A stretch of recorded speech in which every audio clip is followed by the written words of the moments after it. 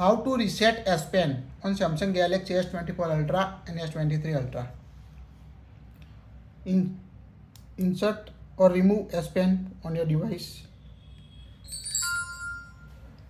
Now when you remove the S Pen, you can see the air command icon. Tap on it. Now tap on the setting gear icon at the bottom left. Now tap the three vertical dots at the top right corner. Now you can see the reset S Pen option on your Samsung device. Tap on the reset S Pen. Now you can see reset message, swipe down notification panel, and you can see insert your S Pen into your phone to reconnect it.